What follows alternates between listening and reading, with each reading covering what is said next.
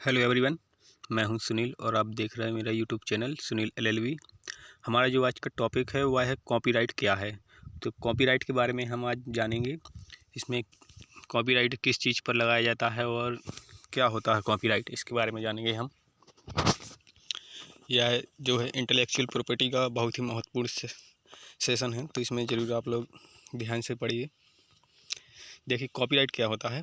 Copyright असल में बौद्धिक संपदा से जुड़ा एक कानूनी अधिकार है। यह एक लीगल राइट्स है जो व्यक्ति को उसके मौलिक कार्य की प्रतिलिपि बनाने, संशोधन करने और बेचने का अधिकार देता है। यानी कि उसकी जो कॉपियाँ बनाने के लिए अगर कोई व्यक्ति किसी चीज़ का निर्माण करता है, उसको किसी चीज़ को बनाता है, तो उसको यह अधिकार प्रदान करता है कि वह इसकी कॉपियाँ बना सकता है, उसमें संशोधन कर सकता है, उसको बेच सकता है। यह अधिकार इसमें प्रदान किया गया है, अर्थात मालिकाना हक प्रदान करता है। इसका सीधा सा मतलब यह है कि कोई व्यक्ति अपनी बनाई हुई किसी वस्तु या सामग्री जैसे कि लेख, ध्वनि, फिल्म, पेंटिंग, मूर्ति आदि को पब्लिश कर सकता है, रिप्रोड्यूस कर सकता है और बेच सकता है। यानी कि अगर कोई व्यक्ति किसी चीज़ को, जैसे कि लेख हो गया, कोई ध्वनि हो गई उसकी, या फिर फिल्म, पेंटिंग, मूर्ति आदि उसने बनाई है, तो उसे वो क्या कर सकता है, बेच सकता है या पब्लिश कर सकता है। उदाहरण के लिए अगर आप कोई किताब लिखें तो उस पर आपका कॉपीराइट होगा, यानी कि आप इसे रीपब्लिश कर सकते हैं, संशोधित कर सकते हैं और बेच भी सकते हैं। लेकिन अगर कोई दूसरा व्यक्ति ऐसा करेगा तो उसे आपसे परमिशन लेनी होगी। यानी कि कोई व्यक्ति आपकी किताब को फिर उसे प्रकाशित करता है तो उसे पहले आपसे परमिशन लेनी होगी, तभी आपकी जो किताब है उसे वो प्रकाशित कर सकता है, क्योंकि आप उस किताब के असली मालिक हैं। कॉपीराइट होल्डर कहते हैं जिसे। तो आप उस किताब के कॉपीराइट होल्डर हैं, आपसे उसे परमिशन लेनी होगी। इसलिए आपसे अनुमति लिए बिना कोई भी आपकी किताब को पब्लिश या कॉपी नहीं कर सकता है, क्योंकि यह कॉपीराइट लॉ का उल्लंघन है। अगर वह उसे आपकी इजाज़त के बिना पब्लिश करता है तो वह कॉपीराइट का उल्लंघन होगा, यानी कि कॉपीराइट जो कानून है उसका उल्लंघन होगा। जो कॉपीराइट सिंबल है उसको देखिए।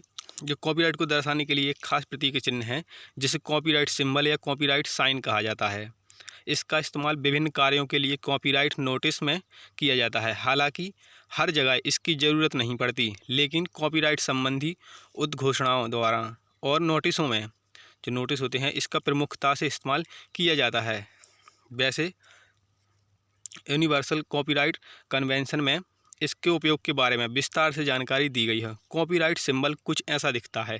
देखिए जो कॉपीराइट सिंबल है वो इस तरह से दिखता है। जब भी किसी पर कॉपीराइट लगाया जाता है तो जो सिंबल है वो इस तरह का दिखता है। यह जो सिंबल है आप देख रहे हैं, इसमें जो बीच में सी बनी हुई है, इस तरह का सिंबल होता है कॉपीराइट का।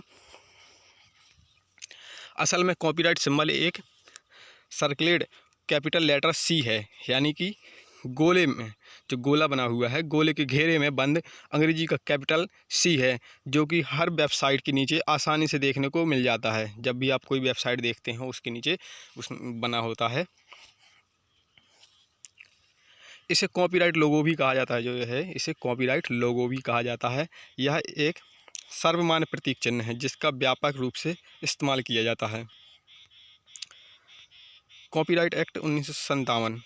देखिए 1957 में स्वतंत्र भारत का पहला कॉपीराइट एक्ट बना। जो है कॉपीराइट एक्ट स्वतंत्र भारत में जब देश आज़ाद होने के बाद 1957 में बना, जिसे कॉपीराइट एक्ट 1957 यानी कि प्रतिलिपि अधिकार अधिनियम 1957 के नाम से जाना जाता है। हालांकि इससे पहले भी भारत में कॉपीराइट एक्ट था। इससे यानी कि देश आज़ाद होने के पहले भी एक कॉपीराइट एक्ट था, लेकिन यह ब्रिटेन के इम्पेरियल कॉपीराइट एक्ट यानी कि 1911 पर आधारित था। इसीलिए 1957 में इस एक्ट को निरस्त कर दिया गया। इस 1957 में इसे हटा दिया गया। फिर नया कॉपीराइट एक्ट 1957 लाया गया, जिसे लागू किया गया था, जिसे प्रतिलिपि अधिकार अधिनियम 1957 के नाम से जाना जाता है। इस एक्ट में अब तक कई अमेंडमेंट्स यानी संशोधन हो चुके हैं। जैसे कि हाल ही में 2019 में एक अमेंडमेंट हुआ था, संशोधन हुआ था, जिसमें अपीलेट बोर्ड द्वारा, जो अपील बोर्ड है, स्थापना कॉपीराइट इस सोसाइटी की टैरिफ स्कीम थी और रॉयल्टी से जुड़े कई प्रस्ताव थे। इसी तरह पहले भी कई संशोधन हो चुके थे। दरअसल समय समय पर कंटेंट की प्रकृति और प्रारूप बदलता रहता है। जैसे कि 1957 में जब कॉपीराइट एक्ट लागू हुआ था तब इंटरनेट नहीं था, इसीलिए डिजिटल कंटेंट का कोई स्कोप नहीं था। लेकिन बाद में जब इंटरनेट का आविष्कार हुआ तो डिजिटल कंटेंट की बाढ़ आ गई, इसीलिए कॉपीराइट एक्ट में संशोधन कर डिजिटल कंटेंट से जुड़े कई नियम जोड़े गए। यानी कि पहले जो कॉपीराइट एक्ट में डिजिटल कंटेंट का कोई स्कोप नहीं था, इसीलिए इसे बाद में जोड़ दिया गया था। जो कॉपीराइट एक्ट के तहत जो सामग्री है वो कौन कौन सी है, देखिए। अगर आप सोच रहे हैं कि कॉपीराइट एक्ट के तहत सिर्फ लेख, फोटो, वीडियो और म्यूजिक ही आता है तो आप गलत सोच रहे हैं, क्योंकि इस एक्ट के तहत संरक्षण पाने वाली सामग्री की लिस्ट बहुत लंबी है। असल में इस एक्ट के तहत निम्नलिखित सामग्री जो कंटेंट है वो प्रोटेक्ट किया गया है। जो कंटेंट है वो इस तरह के हैं, देखिए। साहित्यिक रचना, साहित्यिक रचना में क्या क्या है, देखिए। गीत हो गया कोई, ठीक है, कहानी, कविता, नाटक, उपन्यास, एकांकी, लघु कथा, पटकथा, लेख, निबंध आदि, यह साहित्यिक रचना है। इसमें ये भी कॉपीराइट के दायरे में आते हैं। और फिर चलचित्र, यानी कि जो वीडियो हो गया, फिल्म हो गई, डॉक्यूमेंट्री, एनिमेशन हो गया, यह चलचित्र है, यह भी कॉपीराइट के दायरे में आते हैं। फिर है ध्वनि अंकन, यानी कि जो आवाज़ है, रिकॉर्डिंग है, साउंड इफेक्ट हो गया, वाद्य यंत्र से उत्पन्न ध्वनि हो गई, यह भी कॉपीराइट के अंतर्गत आते हैं। चित्र, फोटोग्राफ, रंगचित्र, रेखाचित्र, आरेख, मानचित्र, चार्ट पेंटिंग, कार्टून आदि, यह भी कॉपीराइट के अंतर्गत आते हैं। कलात्मक डिजाइन, किसी भवन, संरचना आदि का डिजाइन अथवा नक्शा, उत्कीर्णन, दीवार, शिलाखंड, धातुपत्र, कास्ट, पत्थर आदि पर उकेरी गई आकृतियाँ, जो पत्थरों पर आकृतियाँ या मूर्तियाँ वगैरह बनाई जाती हैं, वह भी कॉपीराइट के दायरे में आती हैं। मूर्तिकला, धातु पत्थर पर या धातु पर, जैसे कोई व्यक्ति किसी मूर्ति को किसी धातु पर बना देता है या पत्थर पर या लकड़ी पर, रबड़ पर, प्लास्टिक पर, तो उसे भी कॉपीराइट के दायरे में लिया गया है। डिजिटल सामग्री, जो डिजिटल सामग्री है, इलेक्ट्रॉनिक मेल, लेख, कोड, वेबसाइट या ई बुक्स, ग्राफिक्स, वीडियो आदि। और इसमें गेम्स भी आ जाते हैं, mobile application, software, computer program, सारणियाँ, आंकड़े, ये सभी कॉपीराइट के दायरे में हैं। फिर है व्याख्यान, अभिभाषण, यानी भाषण होते हैं, जो व्याख्यान होते हैं, भाषण, प्रवचन आदि, यह भी कॉपीराइट के दायरे में हैं। प्रस्तुतिकरण, गायन, यानी कोई किसी ने कोई चीज़ गाई हुई है, अभिनय, नृत्य, जादू, करतब, तमाशा, कलाबाजी, मदारी का खेल, नाटक, ये भी कॉपीराइट के दायरे में आते हैं। तो इसी तरह है और भी काफ़ी चीज़ें हैं जो कॉपीराइट के दायरे में आती हैं। अब देखिए, copyright holder and legal rights, जो कॉपीराइट के होल्डर है उसके लीगल राइट्स कौन कौन से हैं। जब कोई व्यक्ति किसी मौलिक कृति की रचना करता है तो वह उसका कॉपीराइट होल्डर कहलाता है, यानी कि उस कृति पर उस व्यक्ति का मालिकाना हक होता है। अगर अधिकारों की बात करें तो कॉपीराइट एक्ट 1957 के तहत कॉपीराइट धारक को निम्न अधिकार प्राप्त होते हैं। यानी कि देखिए, इसमें कहा गया है कि जब कोई व्यक्ति किसी कृति की, किसी चीज़ की रचना करता है, किसी चीज़ को बनाता है, किसी चीज़ का निर्माण करता है, तो वह उसका कॉपीराइट होल्डर कहलाता है, ठीक है, उसका मालिक कहलाता है। और उसको कौन कौन से अधिकार प्राप्त हैं उसके बारे में हम जानेंगे। देखिए, कृति को आंशिक अथवा पूर्ण रूप से रिप्रोड्यूस करना, यानी पुनरुत्पादित करना। दूसरा, प्रतिलिपि, यानी कि कॉपी बनाना, उसकी कॉपियाँ बना सकता है वह व्यक्ति जो उसका मालिक है, प्रतिलिपि बना सकता है। सार्वजनिक रूप से प्रकाशित, यानी पब्लिश कर सकता है, वह सभी के लिए प्रकाशित कर सकता है या पब्लिश कर सकता है। फिल्मांकन करना, कृति से संबंधित कोई फिल्म या वीडियो बनाना, यानी कोई उसने स्टोरी लिखी हुई है, उस पर वह कृति से संबंधित कोई भी फिल्म बना सकता है, वीडियो बना सकता है, ठीक है। ध्वन्यांकन करना, यानी गाना या संगीतबद्ध करना। मान लीजिए किसी ने कोई कविता लिखी हुई है, वह चाहे तो उसको ध्वन्यांकन कर सकता है, उसको गा सकता है, उसको संगीतबद्ध कर सकता है, गाने के साथ जोड़ सकता है, म्यूजिक के साथ में। किसी दूसरी भाषा में अनुवाद यानी ट्रांसलेशन करना, वह किसी भी भाषा में उसको ट्रांसलेशन कर सकता है, ट्रांसलेट कर सकता है। मान लीजिए किसी ने हिंदी में कोई कविता लिखी है, तो वह चाहे तो उसी कविता को इंग्लिश में भी ट्रांसलेट कर सकता है, या उर्दू में, किसी भी भाषा में वह ट्रांसलेट कर सकता है। डिजिटल रूप से संग्रह स्टोर करना, वह डिजिटल रूप से उसे स्टोर कर सकता है, यानी कि उसे अपने कंप्यूटर में रख सकता है डिजिटल रूप से। किसी को उपयोग हेतु अनुमति देना, यानी वह किसी को उपयोग के लिए अनुमति भी दे सकता है। ठीक है, मान लीजिए आपने कोई चीज़ बनाई हुई है और फिर आपका मित्र उस चीज़ को मांग रहा है कि हमें इसका उपयोग करना है, तो आप उसे अनुमति दे भी सकते हैं, और फिर आपका मन है तो आप नहीं भी दे सकते हैं या नहीं दे सकते हैं, वो आप पर निर्भर है। कॉपीराइट का हस्तांतरण यानी ट्रांसफ़र करना, उसका कॉपीराइट का हस्तांतरण भी कर सकते हैं। किसी को किराए पर देना, वो किसी को किराए पर भी दे सकता है, मानी कि कोई चीज़ अगर किसी ने बनाई है तो उसे किराए पर भी दे सकता है। उसमें यह भी बताया जाएगा कि कितने दिनों के लिए, उसने कितने सालों के लिए उसे किराए पर दिया है। या बेचना, उसे हमेशा के लिए बेच भी सकता है। ठीक है, अब कॉपीराइट की अवधि क्या है, इसके बारे में हम जानेंगे। जब कोई रचनाकार किसी कृति का निर्माण करता है, उसे सार्वजनिक रूप से प्रकाशित या संसूचित करता है, तो उसी वक्त उस कृति पर रचनाकार का अधिकार यानी कॉपीराइट हो जाता है, और यह अधिकार उसकी मृत्यु के 60 वर्ष बाद तक बना रहता है। यानी कि कॉपीराइट होल्डर की मृत्यु के बाद 60 वर्ष तक उस कृति पर उसके उत्तराधिकारी का कॉपीराइट रहता है। यानी कि किसी व्यक्ति ने किसी चीज़ का निर्माण किया, मान लीजिए किसी ने कोई किताब लिखी है या कोई गाना गाया है, तो उसके मर जाने के बाद 60 वर्ष तक भी उसका जो है कॉपीराइट उस पर बना रहेगा। जो कॉपीराइट होल्डर होगा उसका बना रहेगा, या उसके जो उत्तराधिकारी होंगे, उसके पुत्र होंगे, उनका। ठीक है, फिर है कॉपीराइट इन्फ्रिंजमेंट, यानी कि अब सवाल यह है कि कॉपीराइट का उल्लंघन कैसे होता है। देखिए, यानी कि क्या करने पर उल्लंघन होता है और क्या करने पर उल्लंघन नहीं होता है। तो इसके लिए कॉपीराइट एक्ट 1957 में जो व्यवस्था की गई है, उसके मुताबिक निम्नलिखित कृत्य कॉपीराइट इन्फ्रिंजमेंट की श्रेणी में आते हैं।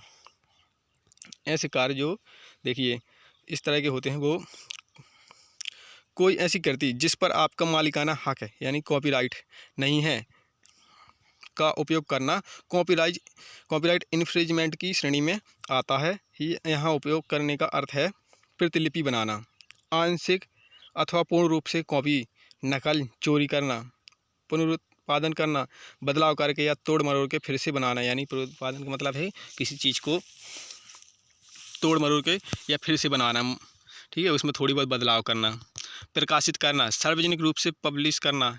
ठीक है, भाषांतरण करना, किसी अन्य भाषा में अनुवाद करना। मान लीजिए किसी ने कोई कविता हिंदी में लिखी हुई है और फिर आप उसकी बिना अनुमति के उस कविता को हिंदी से ट्रांसलेट करके अंग्रेजी में कर देते हैं, तो वो भी एक कॉपीराइट का उल्लंघन होता है।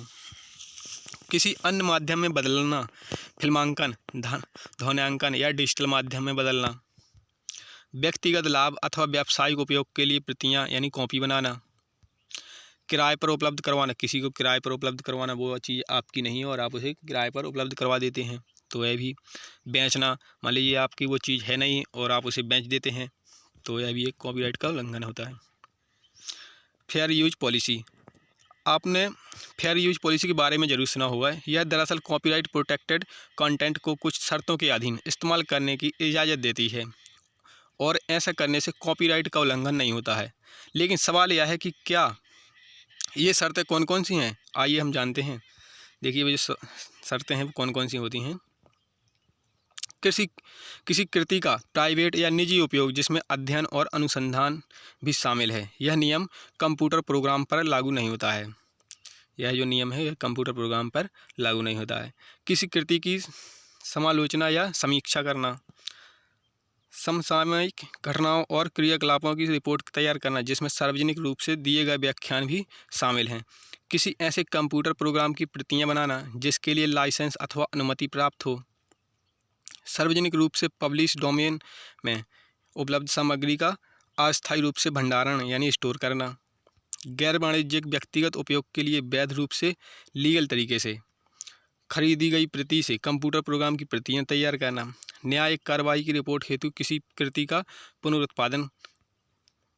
विधानमंडल के किसी भी सदन के सचिवालय द्वारा जारी किसी कृति का उस सदन के सदस्यों के उपयोग के लिए पुनरुत्पादन करना।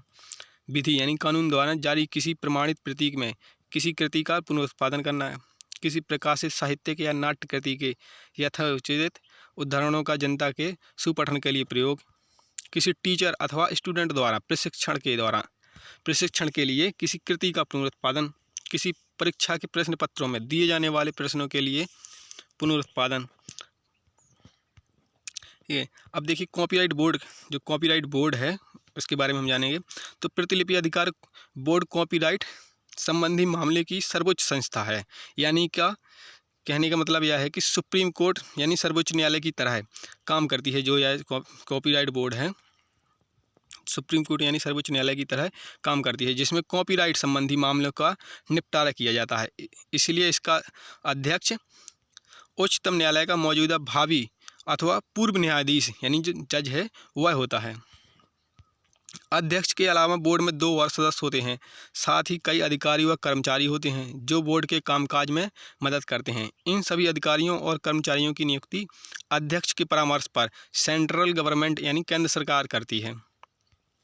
अब जो कॉपीराइट रजिस्ट्रेशन है उसके बारे में हम जानेंगे। कॉपीराइट रजिस्ट्रेशन कैसे होता है। देखिए कॉपीराइट रजिस्ट्रेशन के लिए प्रतिलिपि अधिकार कार्यालय में एक कॉपीराइट रजिस्ट्रेशन होता है, जिसमें कृति का नाम, शीर्षक, रचयिता का नाम, प्रकाशक का नाम, प्रकाशन की तारीख, कॉपीराइट धारक का नाम व पता, कृति की विशिष्टताएं और अन्य जरूरी सूचनाएं दर्ज की जाती हैं। यह रजिस्टर हमेशा कॉपीराइट ऑफिस में मौजूद रहता है, जिसमें पेटेंट संबंधी जानकारी होती है। जो कॉपीराइट का रजिस्ट्रेशन होता है जब, तो उसमें जो होता है कि जो कृति का नाम है वह किसी जो रचना है उसका नाम होगा, शीर्षक होगा यानी टाइटल जो है, और जिसने वह बनाया है, रचना की है उसका नाम होगा, प्रकाशन का जिसने उस पर प्रकाश किया है, पब्लिश किया है उसका भी नाम होगा। यह सभी जानकारी कॉपीराइट ऑफिस में एक रजिस्टर में जमा करनी जाती हैं। अब लेकिन सवाल यह है कि पेटेंट के लिए क्या करना पड़ता है। तो यह बहुत ही आसान है। दरअसल किसी भी कृति को पेटेंट करवाने के लिए आपको निर्धारित प्रारूप में एक आवेदन देना पड़ता है। यानी कृति का नाम, शीर्षक, प्रकाशन की तारीख, प्रकाशक का नाम, कॉपीराइट होल्डर का नाम, पता और अन्य मांगी गई सूचनाएं भरकर प्रतिलिपि अधिकार कार्यालय कॉपीराइट ऑफिस में जमा करना पड़ता है। अब कॉपीराइट एक्ट का उल्लंघन व सज़ा, इसमें जो कॉपीराइट एक्ट का उल्लंघन करने पर जो सज़ा है वो क्या है। देखिए अब बात करते हैं पनिशमेंट यानी सज़ा की। यानी कि जब कोई कॉपीराइट के उल्लंघन का अपराध करता है और उस पर कॉपीराइट इन्फ्रिंजमेंट का दोष साबित हो जाता है तो उसे क्या क्या सज़ा मिल सकती है। अगर कोई कॉपीराइट का उल्लंघन करता है तो उसे कम से कम 6 माह और अधिकतम 3 साल तक की जेल और कम से कम 50,000 रुपये से अधिकतम 2 लाख रुपये तक का जुर्माना भुगतान करना होता है। अगर कोई एक बार अपराध करने के बाद दोबारा या बार बार कॉपीराइट का उल्लंघन करता है तो उसे हर बार कम से कम 1 साल और अधिकतम 3 साल तक की जेल और कम से कम 1 लाख रुपये और अधिकतम 2 लाख रुपये तक का जुर्माना भुगतान करना पड़ता है। अगर कोई व्यक्ति किसी कंप्यूटर प्रोग्राम की अतिलंघनकारी प्रति यानी क्रैक्ड मोड वर्जन का अपने कंप्यूटर पर जानबूझकर उपयोग करेगा, उसे कम से कम 7 दिन और अधिकतम 3 साल तक की जेल और कम से कम 50,000 रुपये से 1 लाख रुपये तक का जुर्माना भुगतना होगा।